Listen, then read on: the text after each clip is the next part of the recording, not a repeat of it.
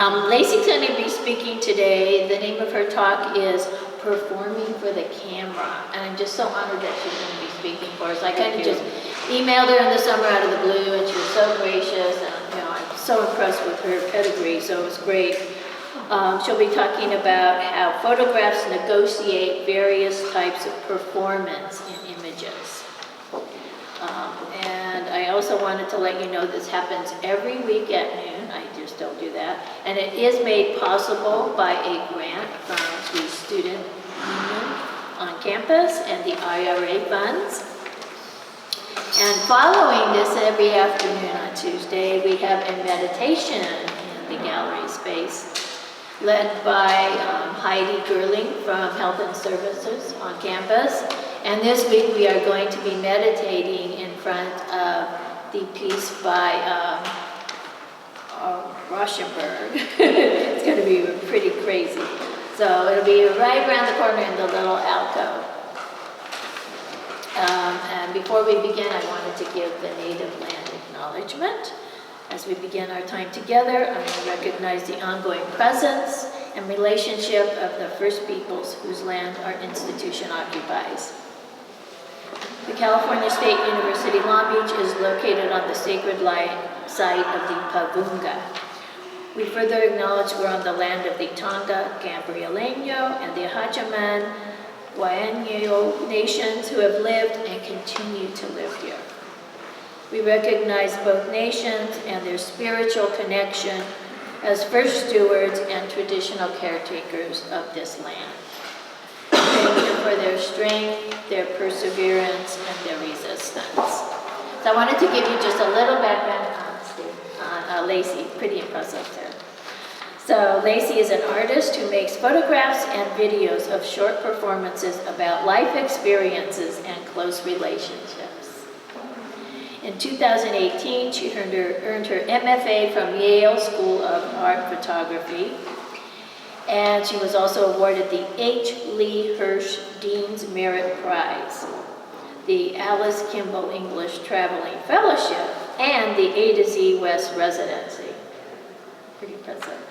Selections of her work have been featured in Art Forum and Frieze magazine and showed nationally and internationally in exhibitions at David Schwimmer in New York, Ashes to Ashes, New York, the Museum of Contemporary Photography in Chicago, and the ITD, the Limited Los Angeles.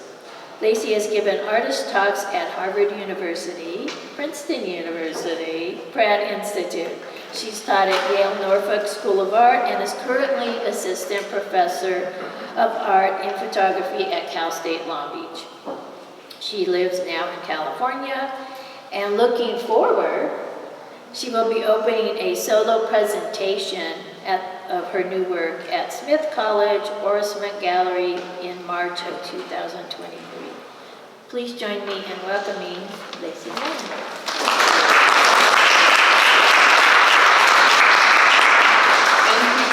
For that very generous and kind introduction. It's a pleasure to be here today to talk with you all about these pictures that are very in line with my interests in photography, and I'm really grateful they asked me to speak about this wall. So for the structure for today, I imagine I stopped by to see the work, and I decided that it would be best to do a kind of close reading and description of the photographs, and then to kind of open it up to conversation from everyone, questions, thoughts, curiosities about the work on the wall, and also any of the concepts and ideas that I might introduce as well, to kind of talk through those further if you have particular questions about them. When I came to see these pictures, immediately I knew that there was a certain degree of performance happening in all of them, but at various scales. And it made me think about Toni Morrison's literary theory around fact, fiction, and truth. And so which I have used quite frequently to think about photography, which I use in my own work and in my own teaching as kind of baseline to think about photography and this idea of the negotiation of performance. So I want to open our conversation with an excerpt from Toni Morrison's essay, The Site of Memory, in the book Inventing the Truth, the art and craft of memoir, edited by William Zinsser. In this essay, Morrison, who is like obviously known for for being an iconic African-American novelist, engages with the idea of autobiography and memoir in relation to narratives of enslaved African-American people and how she has used those narratives to really cultivate a lot of her writing and her fiction.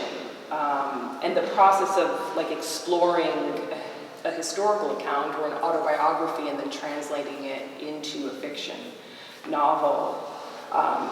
She talks about how these, personal accounts of slavery and slave narratives felt really objective, cold, and non-emotional, and how that those missing parts influenced her to imagine the interior lives of the people behind the narratives as both a necessary act to kind of like bring about another truth, a truth that maybe they weren't at the time able to share. She specifically uses the words yield up a kind of truth, which I think is really just like cool to like yield something in making art. And so yielding up a kind of truth about the interior lives of these people to fill in holes that objective accounts kind of leave because of objectivity. And then also just like on a very basic level, I think to give respect to people who she would consider her ancestors. There's a concept that she lays out that makes this distinction between three elements: fact, truth, and fiction. And I guess what was so striking to me about this theory as it relates to photography is that people would normally say, the difference between fact and fiction, or like between fact and, like that would be the normal sort of like way to think about that concept, or even conflate fact and truth. And that distinction that she's talking about between fact and truth is, I think, like key to like how these, like what these photographers are like really invested in on the wall here. So Toni Morrison writes, therefore, the crucial distinction for me is not the difference between fact and fiction, but the distinction between fact and truth. Because facts can exist without human intelligence, but truth cannot. So if I'm looking to find and expose a truth about the interior life of people who didn't write it, which doesn't mean that they didn't have it, if I'm trying to fill the blanks that the slave narratives left, to part the veil that was so frequently drawn, to implement the stories that I heard, then the approach that's most productive and most trustworthy for me is the recollection that moves from the image to the text, not from the text to the image. It's a kind of literary archaeology. On the basis of some information and a little bit of guesswork, you journey to a site to see what remains were left behind, and to reconstruct the world that these remains imply. What makes it fiction is the nature of the imaginative act, my reliance on the image, on the remains, in addition to recollection, to yield up a kind of truth. By image, of course, I don't mean symbol. I simply mean picture and the feelings that accompany the picture. So, like, I'm very interested in this, like, insistence on fact being inherently different than truth, and that truth, in a sense, as she argues, is like this, is possible through an imaginative act, a fictive act, a performed act, in the way that a photographer may reach out to someone who might be actually embody the ideas of the image in their own life, but may amplify a performance of that for the photograph, to really allow a certain truth about who they are to come out, and how that performance or that action is so key in being able to access truth. And, you know, I guess I'll probably talk a little bit about like latent details versus non-latent details, latent meaning present but not necessarily visible in the photographs as well, which is another kind of component. And just to kind of point out an overview before I dive into Tina Barney's work, you know, there on the wall there are sort of varying degrees of what I thought was like an artist's hand. Images that are more heavy in a particular kind of staging, engagement and performance with the camera, like that maybe announces itself, perhaps like in the Clifford Prince King photograph and Tina Barney's work. It's a little bit more subtle in Star Montana's, and then it sort of cascades down into something that feels really, to Michelle's photograph, that feels really fluid and energetic. So kind of starting with Tina Barney, who's really fascinating as a maker and just is, you know, Tina Barney is known for making works about her affluent family and the people in the social circles in which she is a part of. You know, when I think about, you know, so starting here, when I think about her work, like, before I think about the content or the subject matter or like ideas around a particular kind of American East Coast white wealth, I think about the 8x10 or the large format, either it's 8x10 or 4x5 that she's using, but it's most certainly like a large format camera because you can read like an insane amount of details with like pretty extreme clarity, and that is always a kind of hallmark of those types of cameras. 8x10 and 4x5 cameras are film cameras that have a large plate, and they register a tremendous amount of detail. So that's why you're able to see all of this around, you're able to get distance, sharp, and for things to be super close to the foreground. Sharp as well. There is, you know, in these images, there is like also, in her work, there's also this sense of kind of absurdity and like eccentricity and something just feeling a little off kilter. And I think she, in a way, doesn't allow people to feel at ease in the photographs. And as an outside viewer, kind of seeing that lack of ease or even kind of guardedness in his eyes kind of puts center stage this idea of wealth that she's kind of consistently coming back to, like this idea of intergenerational wealth and shining or allocating like a spotlight to it to kind of draw up like the problematics of it, but also why she kind of also really revels in a lot of the more luxurious details of the lifestyles. So it's like, in one way, it's like indulging in these details and indulging in the richness, but also like there is a kind of, I think, in a way, maybe even repulsion or questioning that she's having as an artist. And also like the moments where there are, you know, moments of religious iconography, and then the older painting in the back that I'm not really sure what century it's from, but it's like of, you know, 18th or 19th century European sensibilities, and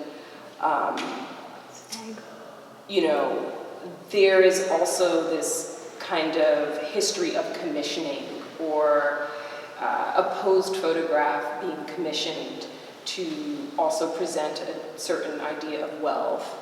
And I feel like she is, in one sense, in this picture, speaking to that history of posed photography, that kind of performed version of oneself, while also still addressing that history through her own making of this photograph of this person.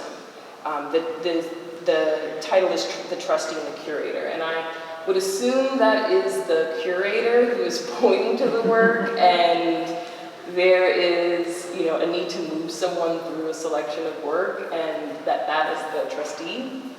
And the titles are not this person's name. Like, she does that very intentionally. Like, it's not about him.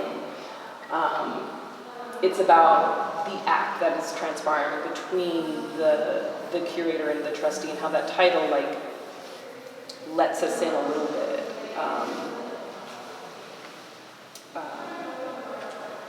Which, you know, to kind of transition now into Star Montana's photograph, Frankie, you know, when I saw this photograph, you know, I'm like, whoa, this is like quite an interesting transition from Tina Barney to Star Montana in a really beautiful way, because there's such like intense detail due to the 8x10 or large format, whatever it is, 8x10 or 4x5,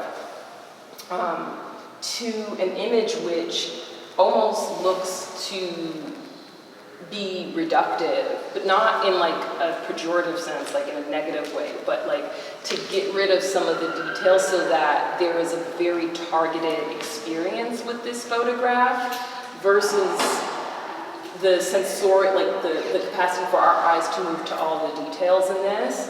We're brought immediately to the eyes, two sets of eyes that are like in this one photograph. Obviously beginning like with all of the black that surrounds this figure. I am like always, I think with this photograph I started to think a little bit about like, whoa, I don't know who this person is. It, like, from the details of how it's photographed, it's very mysterious to me if this person is close to Star. A, because I know who Star is and I know what Star looks like, so I know this is not like it's a self-portrait, and I'm curious about Star's relationship to this person. But even as like, you know, just someone who's like didn't know those details, I'm very curious if this is a performer, a family member.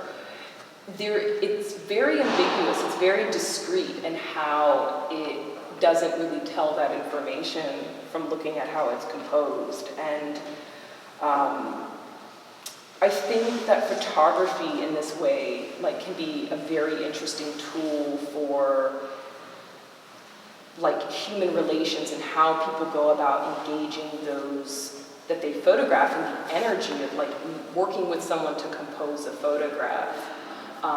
There's so much of that here, because I imagine, you know, the intensity in the eyes, like that the person who's making this also has to have some kind of intense situation going on at the point of making the photograph, and like what that is very, I think, mysterious.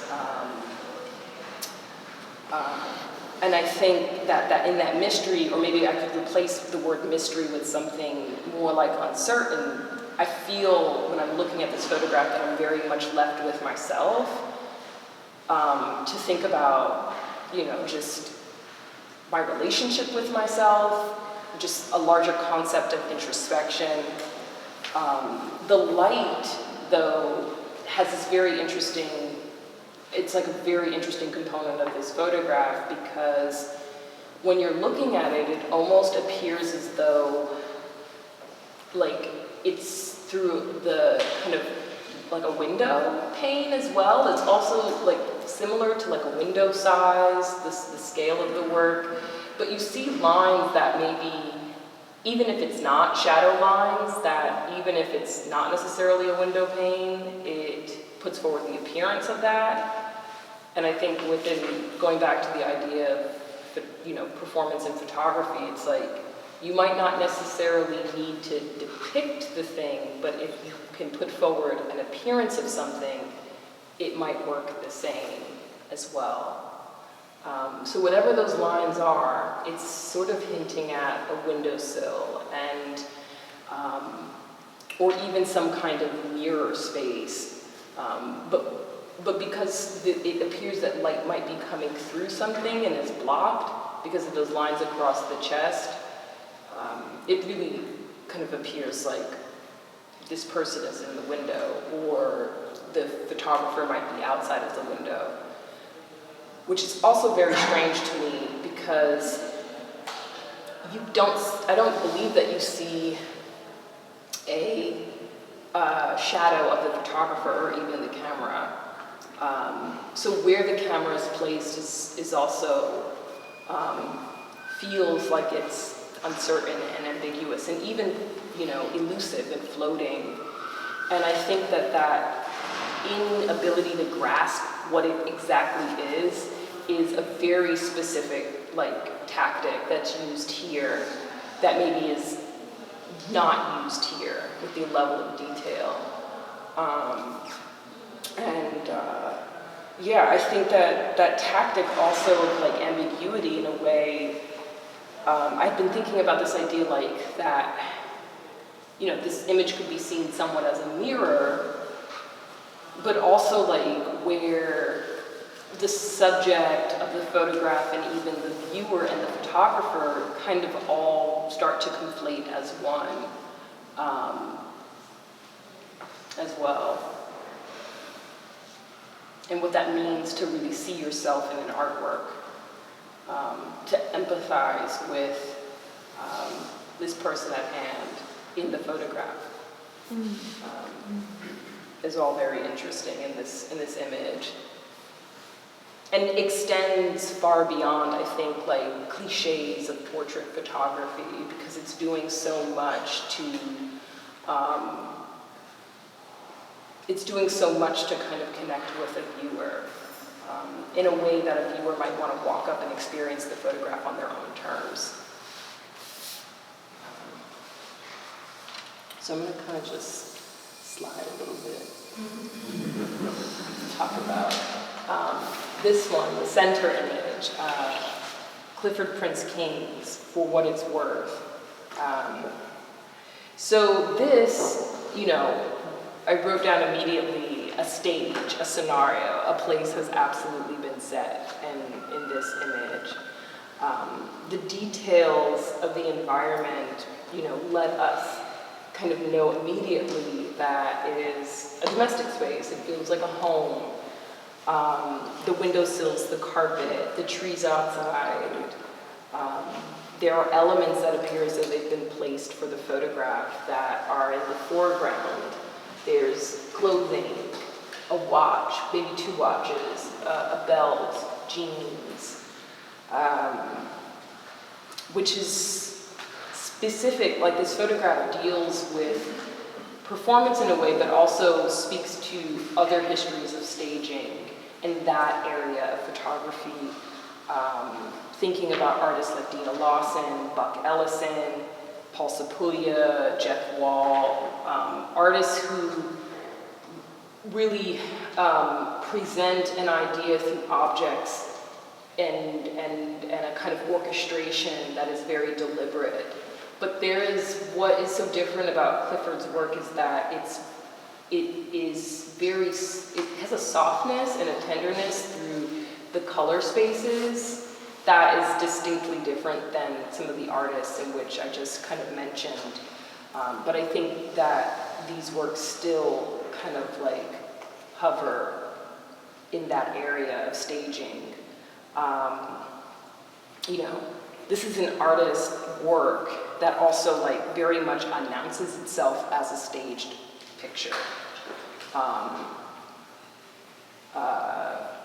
Which is very specifically different than, Starr's photograph and more kind of in line with Tina Barney's, which also really does announce itself. It knows it's a photograph. And the the fact that it's an image should then be taken into consideration when reading also the details of it very heavily. Sometimes artworks do not necessarily insist that you think about photography much larger or an image much larger. They're depicting a scene or a scenario like, you know, Beverly playing the blues down there, which is so much about the energy of that woman playing. This really announces itself as a photograph. So again, like a figure is lying, you know, on the carpet nude. Parts of the body are concealed through the shadow. There are these really beautiful shapes that kind of fall with the light that appear a lot like, to me, like stained glass. It's not clear how the light is sort of falling. It's very much filtered through kind of glass that maybe is shaped and whatnot, and giving a kind of shape, something that you might see at the front door of a house, you know. And then there is a lot of tension, obviously, on the figure's face, a lot of tension or feelings of, like, I don't want to say deflated, but there is like a resting, there is like a kind of coming down and like a return in the expression, but also like there is some slight tension with obviously that towel, or it's like a piece of fabric rag that's being hung over the head. Malcolm X and the Black Power image is behind the person, Africa. And there is some kind of maybe sentiment about the background or like political feelings of the person who is laying on the carpet. And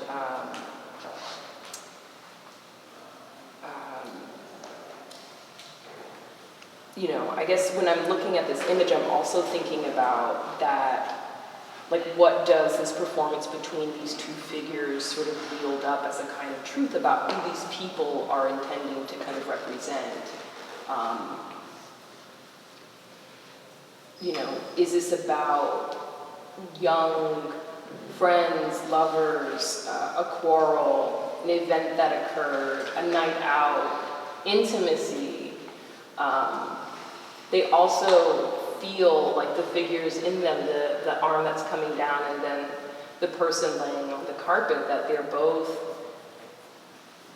feel as though they're archetypes in a way, and that, you know, someone could imagine themselves in both of the shoes of both of the figures. To talk about Graciela Iturbide's work, which is really, I mean, it's really fascinating, and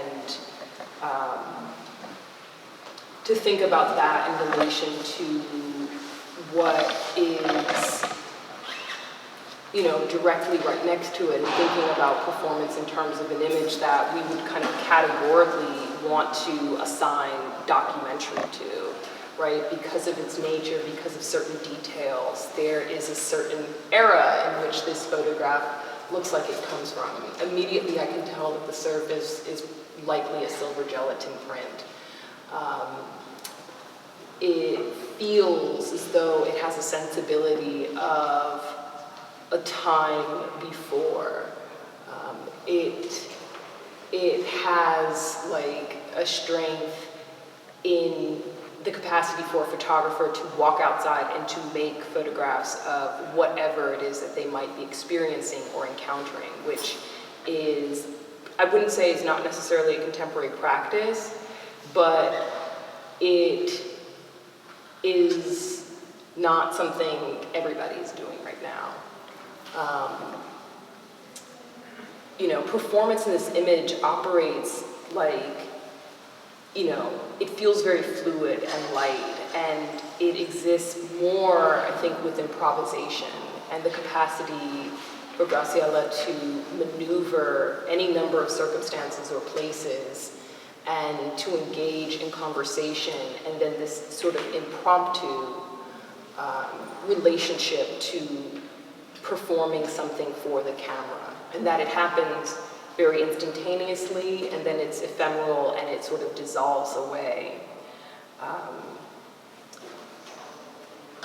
There is, this momentary posing that is also used in a similar way, similar to, I guess, how Tina Barney is engaging with the idea of posing. But it's also kind of coupled with the fact that this photograph is shot very much from below, and the iguanas in the image start to take on this kind of crown-like form, and especially from that angle and from their own just movement. And the image really has the ability, with these few elements of both the perspectival space, from photographer being low to the iguanas just moving on their own, to the spirit of this person in the frame, all colliding to kind of create a performance in the image that maybe exceeds the mundane qualities of the day, or wherever this woman might have been going.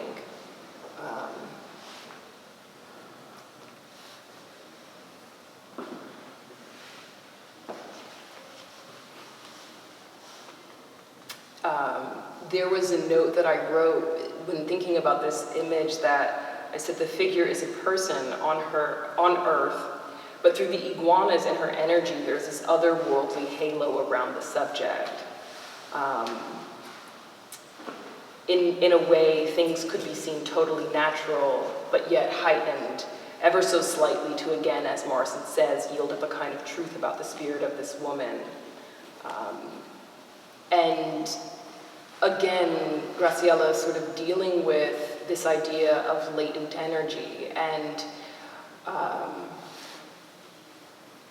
pushing it and poking it and using it and stretching it and cultivating something in the moment in a happenstance way that does not necessarily need forethought. It maybe has a little bit of intention around, I'm going to go to this place, or I'm going to walk down the street, and I hope to encounter a soul who could embody something that I want to photograph, and that could be the intention. In the same way that, Tina Barney may want to stage something, there is intention and detail in the way that Clifford Prince King may want to intentionally say something, but that there is a fluid kind of engagement with the camera and improvisation that doesn't have to follow or achieve anything in particular. And then this image down here at the end, sorry, with lots of people.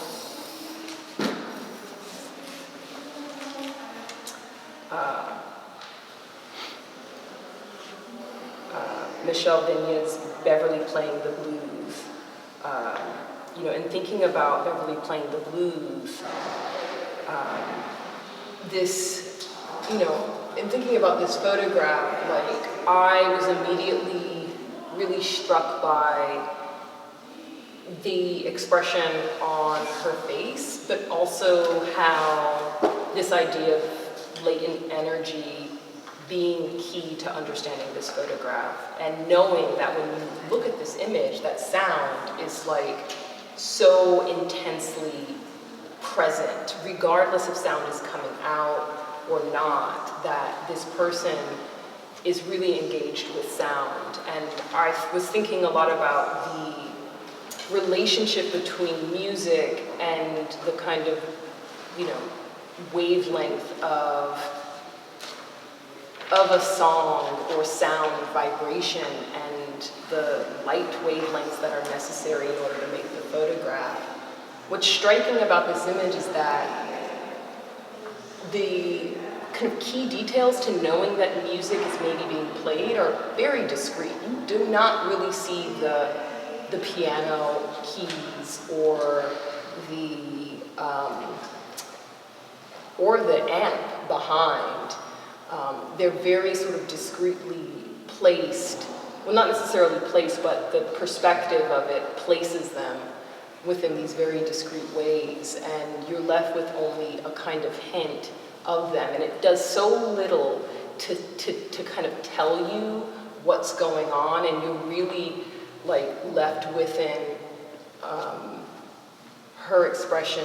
And when I was looking at this photograph, I was thinking about how it almost felt as though she had just gotten done hitting a note or hearing that sound, and the kind of soulful response that performing her art does to a person, and the energy of all of that is what Michelle is trying to kind of portray in the image and present in the photograph.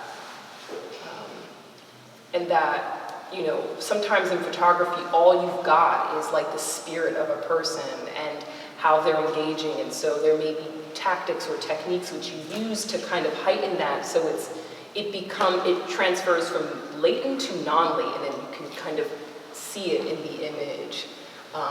And in a way, it's like that spirit of her and the sound transcends over into something that is non-latent, and we can kind of just get a glimpse of that over and through the facial expression. Yeah. So I think we should open it up to everyone's voices, and who has questions or thoughts or. It used to be that a photograph was worth 1,000 words because it told you everything that was going on if you couldn't believe anything else. But now in the world of photoshopping and changing a photograph, you can't really expect the truth to be the truth. Am I right or am I wrong?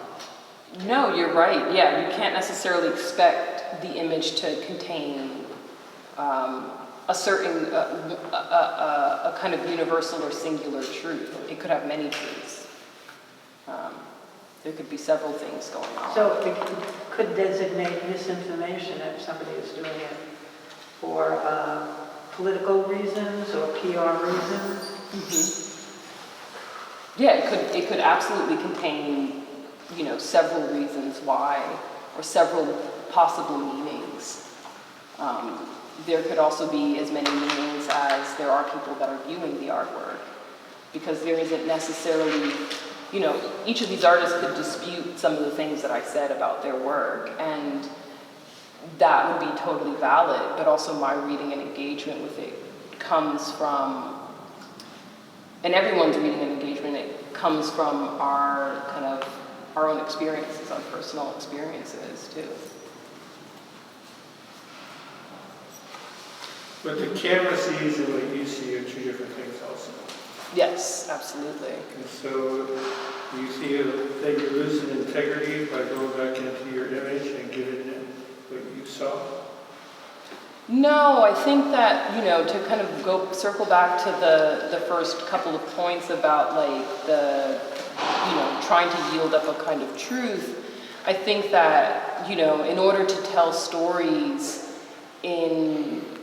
sometimes in a richer way, in a more layered way, in a more textured way, in a deeper way, that sometimes there has to be coaxing or instigating on an artist's part to really allow that to come out, so that there are aspects of a scenario or place or person that can be made visible or expressed to a viewer. I want to thank you so much for bringing up this idea of fiction and truth, or fact and truth. And you know, when I was looking at these, I was having a really hard time. Oh, not a hard time. I kind of wanted to justify them as far as hierarchy, because I felt like they really dealt with this idea of hierarchy in very different kind of forms. And when we got to the star Montana, I just couldn't get into it. I couldn't really, because there's so few indicators. where all of the other ones can just kind of point us into a certain kind of narrative. And so when you're able to kind of think about it as an isolated figure, it kind of came to me that in the idea of hierarchy, it's almost like we're on the opposite side of a mirror that he himself may be looking at. And in that way, the hierarchy is absolutely, it's very centric. It's very based on the individual of a moment and not this built-up narrative, this play on various kinds of indicators or needs of fact or fiction, just is as it is in a very present kind of way. So what you said really opened me up to being able to explore that idea further, and I really appreciate it. I think that'll stick with me for a long time.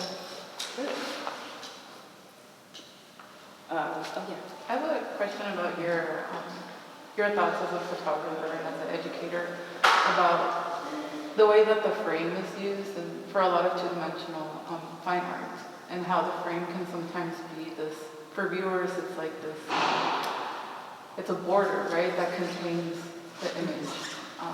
And so talking about the work as like documentarian or existing in a single moment in time, do you think that there is a way that we can challenge those notions of the frame and think about it as like a moment that is expanding? Like I think about this arm and how it's breaking that frame, and it could put the viewer into that position of like offering relief or offering motivation to an individual.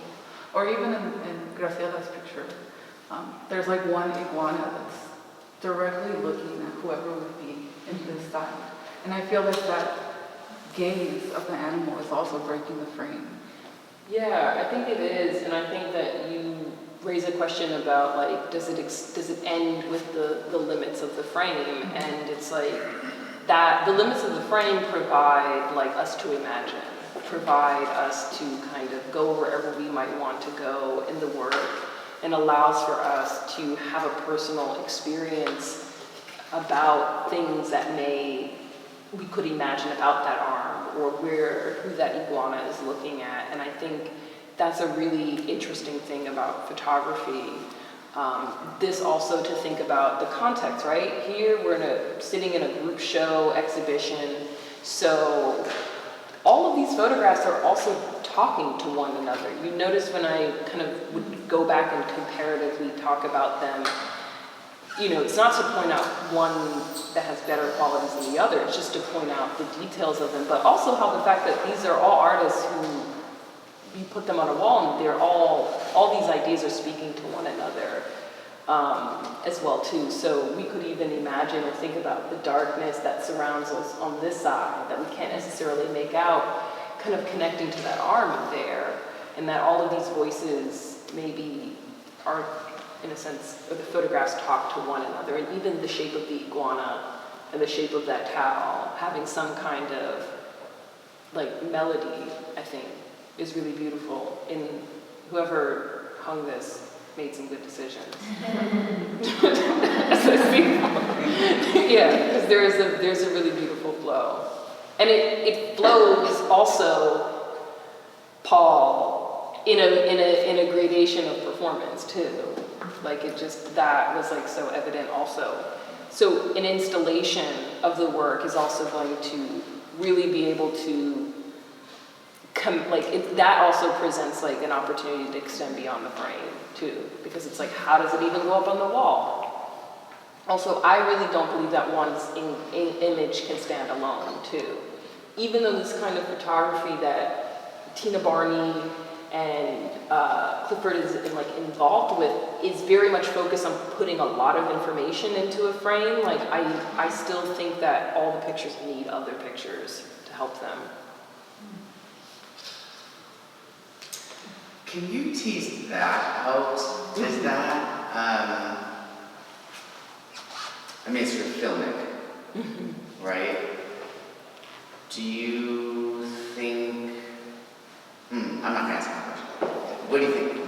I just think pictures need each other. I think pictures really need, I think that there's a lot of artists who've explored like singular images. I talked a little bit about that earlier. Dina Lawson, Jeff Wall, Gregory Crutzen, artists who have tried, you know, Tina Barney for sure, who have tried to put a lot of information into the frame to have a really, maybe a long sentence, versus Starr's photograph, which has a very short sentence, or it's a very short and poetic in a certain kind of way. And I think that, I think that having multiple frames, or that there's a different, okay, so multiple images needing one another can exist in a space where multiple photographers and individual works like this on the wall need other voices, as well as an individual photographer.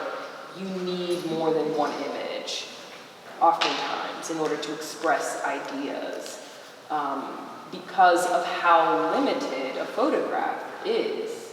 Like, we talked a little bit about the limitations being a kind of entry point for us to, like, think really expansively, right? And just imagine and get lost in a photograph and our own thoughts and interpretations of it.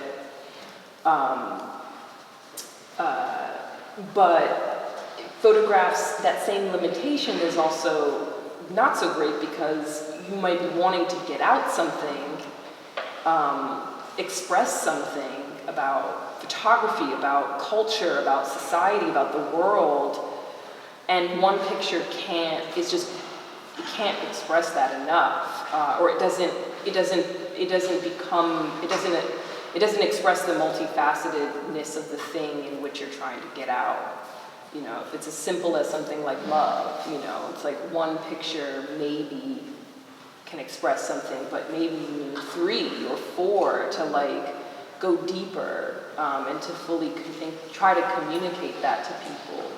Or an idea about performance, right? Like, if I was just talking about Clifford's work, I don't know if I would have necessarily went straight into thought about performance. But there's also something with, like, how there's a little bit of tension in how these photographs are all composed, that they rub up against one another, that helps me to come to this idea about performance, because I could see the differences. And it's, like, kind of key to me, I think, that performance is happening in all of them. I think that speaks to your sort of central topic of fact versus truth. Like, I think fact produces discourse, but discourse produces truth. And that truth really is relative, and that if an object is to tell a truth, it has to be within a certain context and related to other things. Yeah.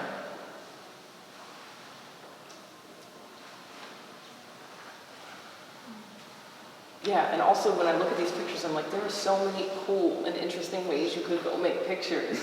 All these different types of things. It's so exciting to me. Like, you could do this. You could, like, totally stage something, and then you could just pick up your camera and go outside and have a conversation with someone. And then you could, you know, maybe find a friend and make something that feels like a very intimate encounter that you work on. I'm not saying that that's what's happening, but, like, there's so many different possibilities for using cameras as well. Well, in a modern world, there are new techniques of create art, and most applicable to photography and video. There's artificial intelligence taking over, and where you need just give instructions to a computer, and you're gonna get any image. So talking about fact, reality, and truth, we can apply this to these new technologies. And do you think it is still considered art? Yeah, I think that any art just requires a tool to use.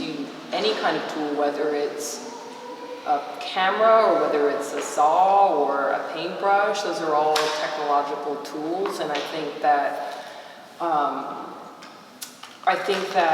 there are definitely these images, I feel like, are from, like, these images feel very much made within a I don't want to even say traditional, but within a kind of setup of a camera which is already complicated and expansive enough.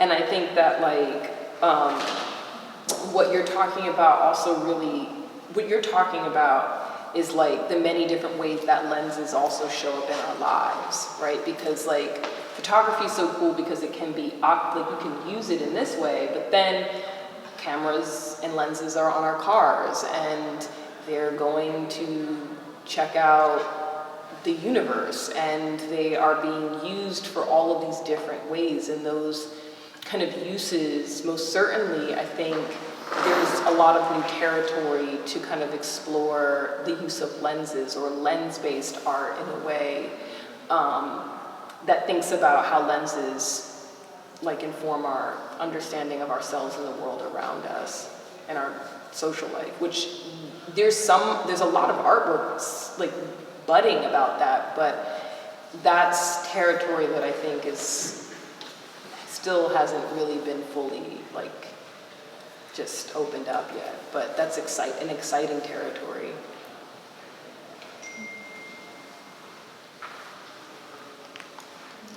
Any more questions? Lacey, I just found this so fascinating. Oh, thanks. They're all figures. That's what I find really fascinating too. That this was Roland Barthes talked about how we can see the world through their eyes, try and find their narrative. What is their story? The way that Paul put them together was so masterful in allowing us to try and get into this narrative that's happening within them. And I love that you expanded on the technology as well. Just wonderful. Thank you so much for speaking with us.